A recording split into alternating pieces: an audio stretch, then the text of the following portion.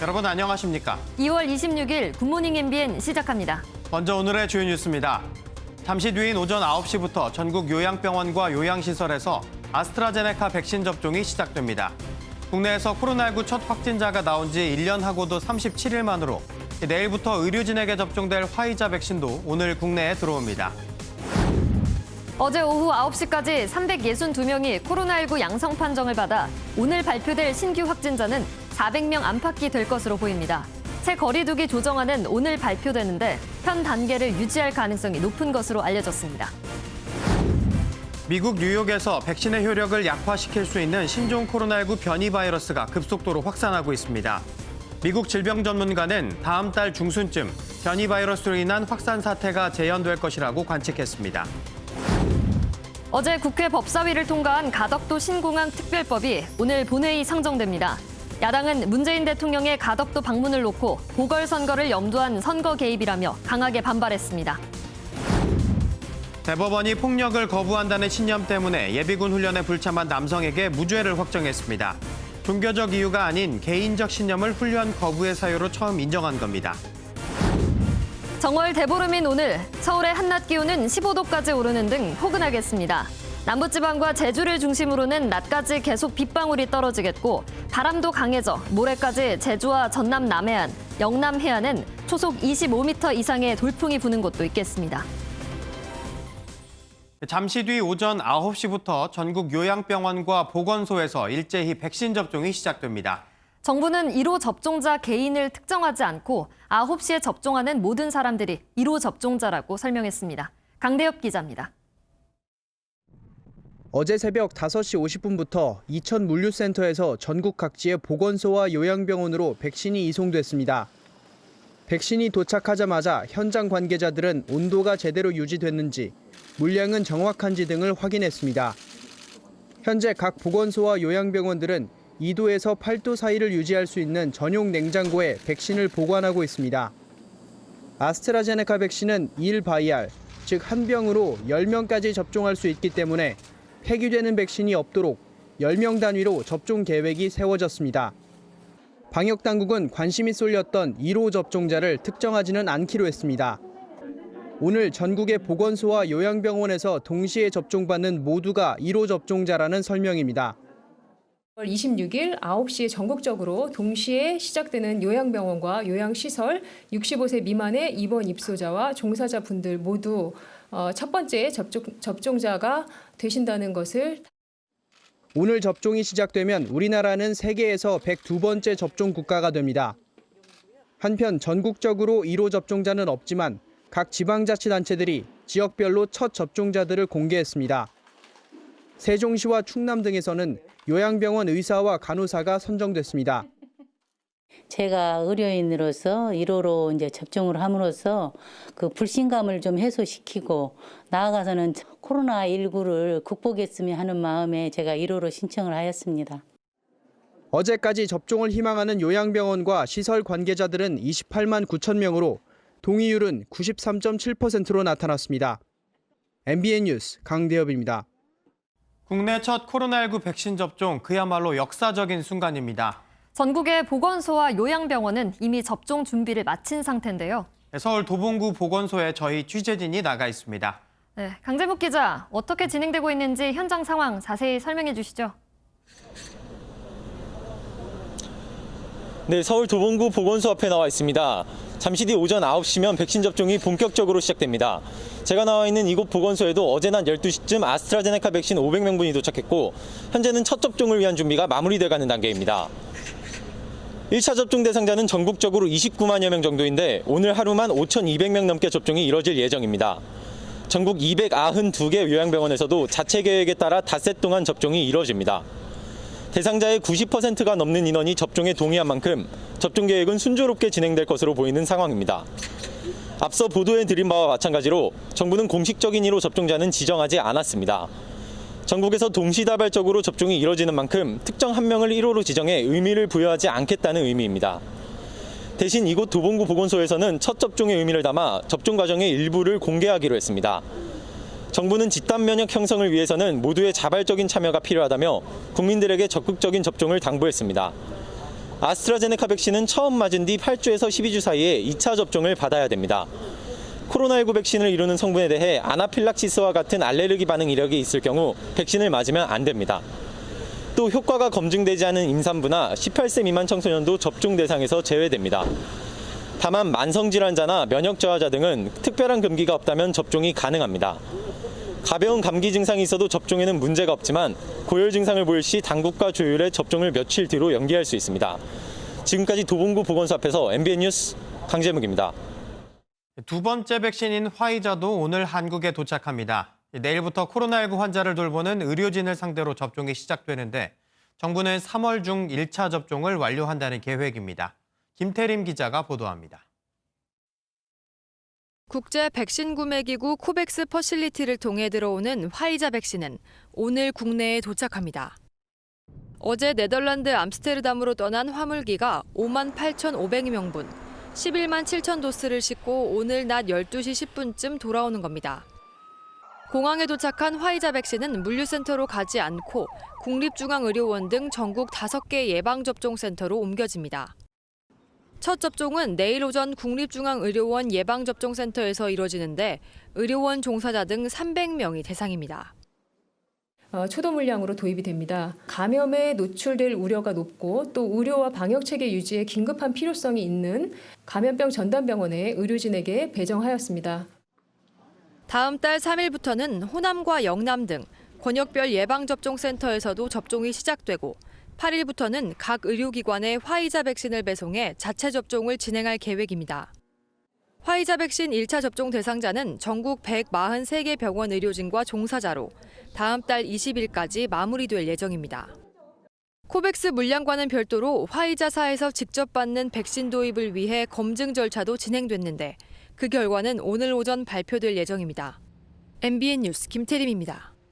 코로나19 신규 확진자가 오늘 400명대 안팎이 될 것으로 예상됩니다. 또 오늘 발표될 거리두기 조정안은 현 단계가 유지될 가능성이 큰데요. 최근 한 주간 연일 300~400명대를 유지하다 보니 산발적 감염도 여전히 우려되고 있습니다. 박자은 기자입니다. 어제 0시 기준 코로나19 신규 확진자는 396명으로 전날보다 44명 줄어 다시 400명대 아래로 떨어졌습니다. 이번 주 신규 확진자는 지난 19일 561명에서 20일 448명, 21일 416명, 22일 332명으로 감소하다가 23일 356명, 24일 440명, 25일엔 369명을 기록했습니다. 한 주간 평균 확진자가 400명을 넘겨 거리두기 2단계 수준을 기록했습니다. 어제 오후 9시까지는 신규 확진자가 359명으로 집계되면서 오늘도 신규 확진자 수는 400명대 안팎이 될 전망입니다. 지역별로는 경기 124명, 서울 121명, 경북 24명, 인천 15명 등 순입니다.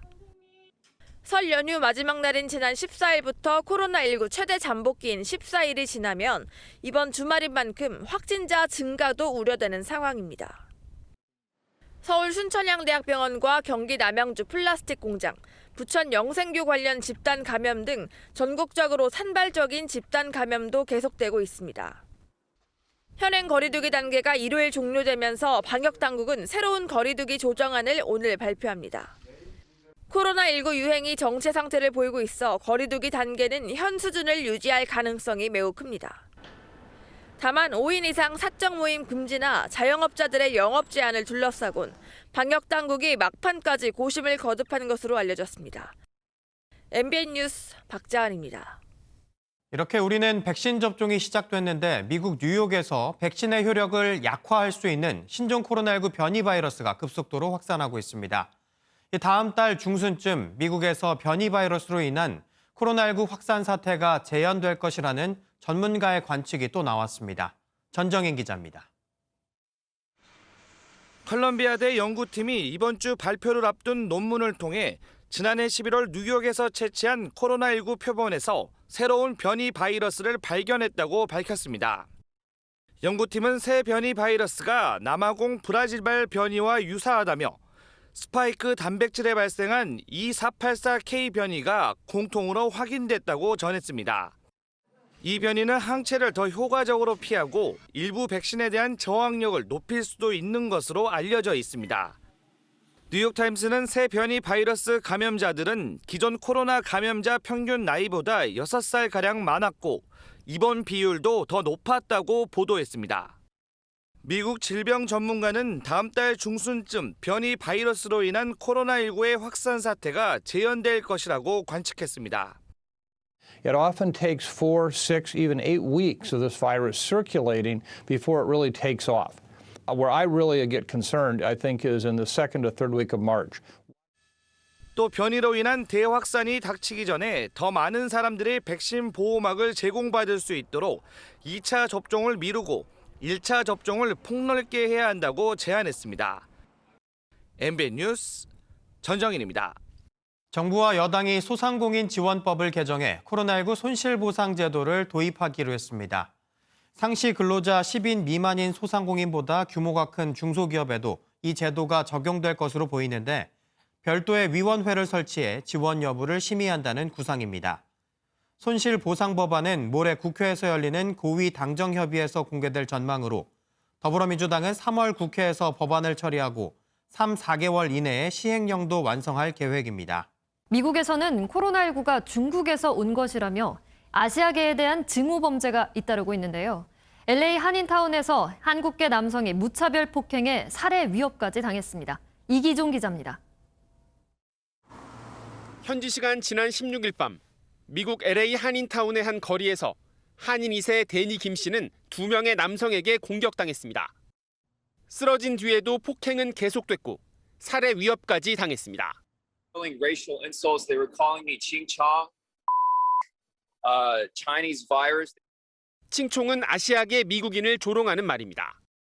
주변을 지나던 지인의 도움으로 간신히 빠져나왔지만 코뼈가 부러지고 눈에 멍이 들었습니다.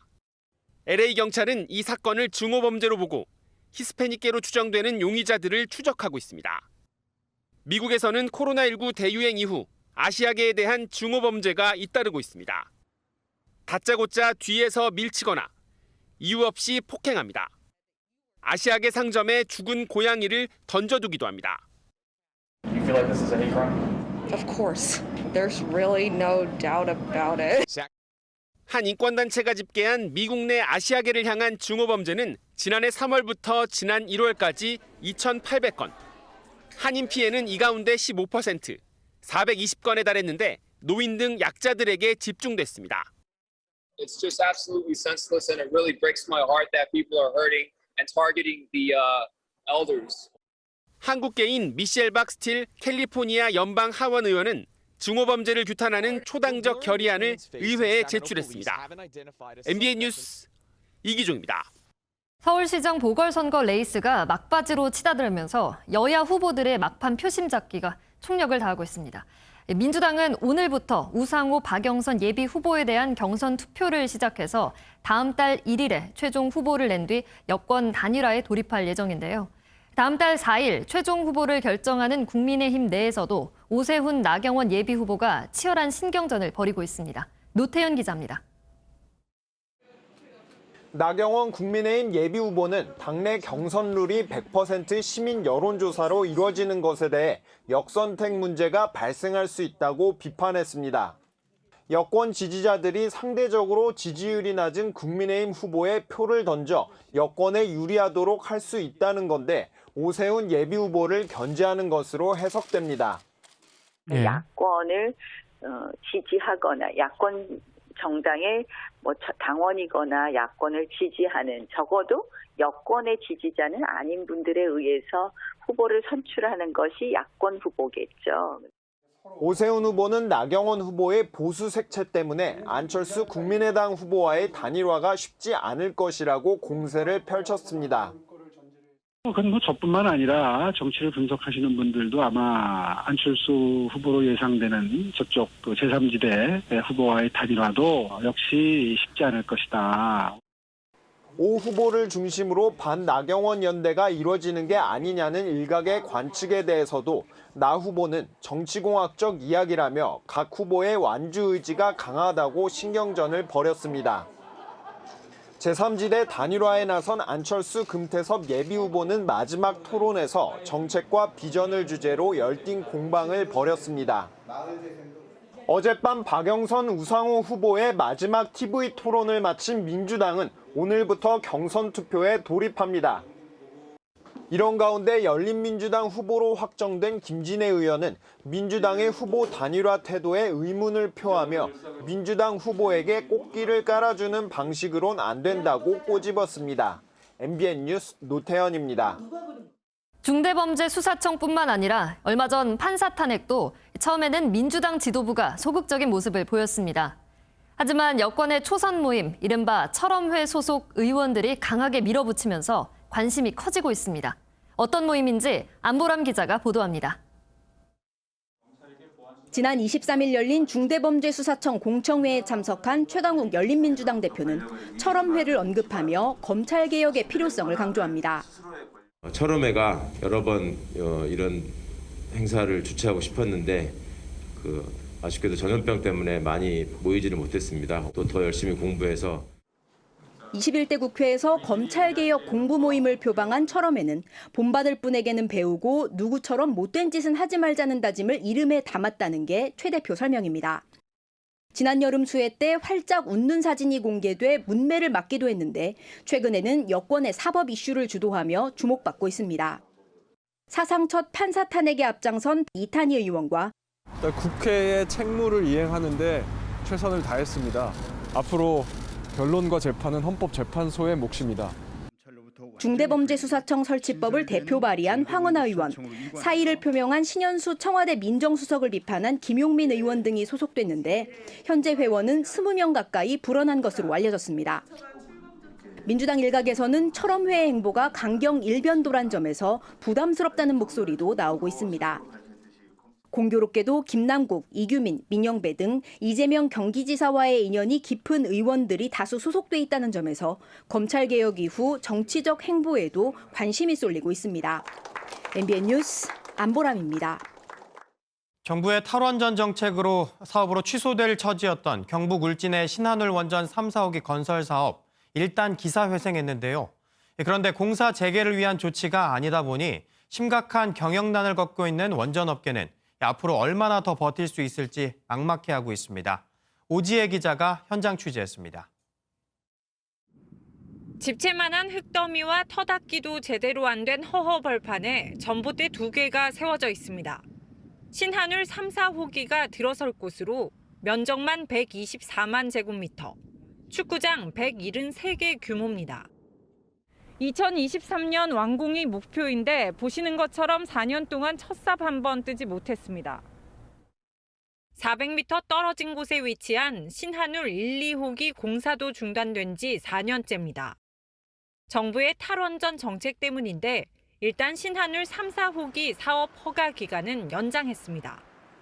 3, 4호기 원자로 사전 제작비와 설계 용역비, 부지 매입에 수천억 원의 사업비를 쓴 한수원은 한숨을 돌렸습니다.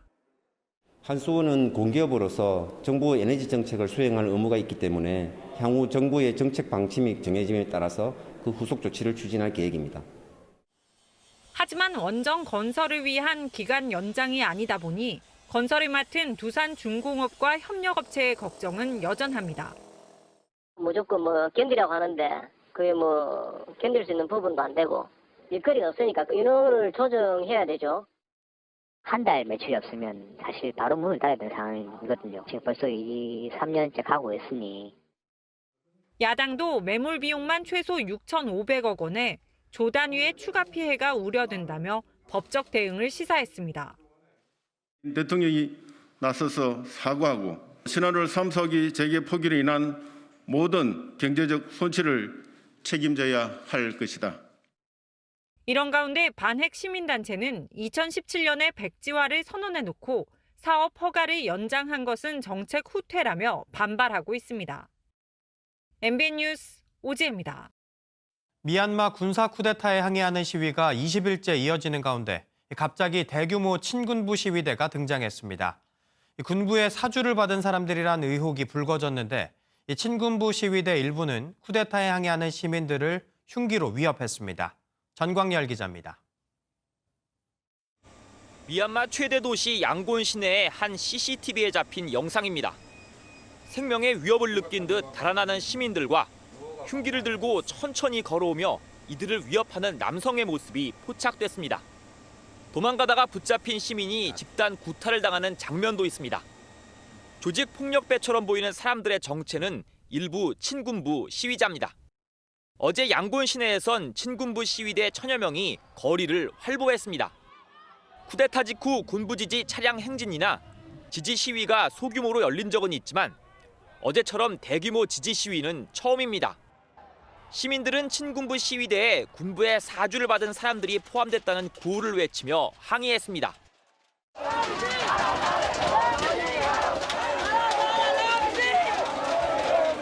갑작스러운 친군부 시위대 등장을 놓고 군부가 지지 세력을 이용해 고의로 폭력 사태를 일으켜 유혈 진압의 명분을 쌓으려는 게 아니냐는 분석이 나왔습니다. 군정이 지난 12일 2만 3천여 명을 전격 사면한 것과 관련 있다는 의심도 다시 한번 불거졌습니다. 당시 SNS를 중심으로 군부 지지자들을 대거 석방한 뒤 이들에게 쿠데타에 항의하는 시위대를 공격하게 할 것이라는 소문이 돌았습니다. MBN 뉴스 전광렬입니다. 초등학교 시절 후배를 성폭행했다는 의혹에 휩싸인 축구 국가대표 출신 기성용이 모든 의혹을 부인했습니다. 기성용은 자신의 SNS를 통해 축구 인생을 걸고 결코 그런 일이 없었다면서 고통받는 가족들을 위해 강경하게 대응하기로 했다고 밝혔습니다. 기성용의 소속팀 FC서울은 사실관계 확인에 집중하고 있다며 주말 K리그1 개막전에 대비해 예정된 훈련을 진행하고 있습니다. 코로나19 확산세가 계속되고 있는데도 보수단체들이 3.1절의 서울 도심 집회를 예고했습니다. 경찰에 따르면 3.1절에 서울에 신고된 집회는 총 1,478건으로 이 중 예상 참가자가 10명 이상이거나 지자체의 집회 금지 구역에 신고된 집회 102건이 금지됐습니다. 경찰은 10명 이상 모이는 등 공공질서를 위협할 수 있다고 판단되면 엄정 대응한다는 입장이지만 전광훈 사랑제일교회 목사는 오늘 오전 11시에 3.1절 집회와 관련해 기자회견을 열겠다고 밝혔습니다. 불과 작년 이맘때만 해도 전 세계가 이렇게 변할 줄 누가 알았을까요? 이 여성 역시 자신의 타투가 이런 의미가 될 줄은 꿈에도 몰랐다고 합니다. 미국인 레아 씨의 왼팔엔 마스크 쓰기를 거부한다는 문신이 있습니다. 원래는 가면 쓰기를 거부한다는 뜻으로 친구가 솔직함을 칭찬하며 한 말이었다는데요. 하필 작년 3월 문신을 새기고 이틀 만에 코로나19 사태가 심각해져 의미가 완전히 달라져 버렸습니다. 혹시나 오해를 살까 1년 내내 문신을 가리고 다녔지만 얼마 전 SNS에서 열린 바보 같은 문신 대회에서 우승하며 유명해졌습니다. 몇 년 뒤엔 이것도 해프닝으로만 기억될 수 있겠죠. 코로나19로 의미가 남달라진 게 또 있죠. 바로 로봇인데요. 이번엔 펍에서 새로운 역할을 찾았다고 합니다. 4발 달린 로봇 스팟이 스페인 세비야의 한 주점 테이블 사이를 요리조리 돌아다닙니다. 방금 따른 차가운 맥주를 서빙하는 건데요. 다 마신 병도 척척 수거합니다. 생맥주를 직접 따라주는 로봇도 등장했는데요. 적당한 세기로 컵을 잡고 맥주 탭을 당기도록 설계하는데 아주 고생을 했다고 합니다. 코로나19로 비대면이 중요한 화두가 되자 로봇 맥주 서버 개발도 크게 관심을 얻고 있다네요. 지금까지 굿모닝 월드였습니다. 정월 대보름인 오늘 크게 벌어지는 일교차를 주의하셔야겠습니다. 아침 기온 어제보다 높게 출발하고 있는데요. 낮 기온은 더 껑충 올라서 서울과 광주는 16도, 춘천은 14도로 4월 상순만큼이나 포근하겠습니다. 어제 충청 이남 지역에 영향을 준 비구름은 오늘 아침까지 남해안 곳곳에서 5에서 10mm, 제주는 오후까지 10에서 40mm의 비를 더 뿌린 뒤 그치겠습니다. 한편 일요일까지는 강풍을 주의하셔야겠습니다. 지금 제주와 전남 남해안을 비롯해 경남, 해안에서도 조금 전 7시를 기해서 강풍주의보가 내려졌습니다. 순간적으로 최대 풍속이 25m가 넘는 강한 바람이 몰아칠 것으로 보입니다. 경북 해안에서도 바람이 강해지면서 특보구역이 늘어나겠습니다. 이렇게 바람도 강하게 부는데 중부와 경북에서는 건조주의보까지 이어지고 있습니다. 동풍이 불어들면서 대기는 더 건조해질 텐데요. 불씨 관리를 철저히 해주셔야겠습니다. 지금 제주와 해안을 중심으로는 비가 이어지고 있습니다. 남해안의 비는 아침까지 이어진 뒤 그치겠습니다. 오늘 전국이 흐리다가 수도권과 강원은 낮부터 차차 맑아지겠습니다. 미세먼지 농도 충남은 나쁨 수준, 충북과 세종, 대구는 오전에 일시 공기가 탁하겠습니다. 제주의 산지의 비는 내일 새벽까지 이어지겠습니다. 이 시각 서울의 기온은 0.7도, 대구는 5.4도로 시작을 하고 있는데요. 한낮에는 서울 16도, 강릉 11도, 대전은 15도까지 오르겠습니다. 주말 내내 포근한 봄 날씨가 이어지겠고요. 다음 주 초반에는 전국 곳곳에 비나 눈 소식이 들어있습니다. 날씨였습니다.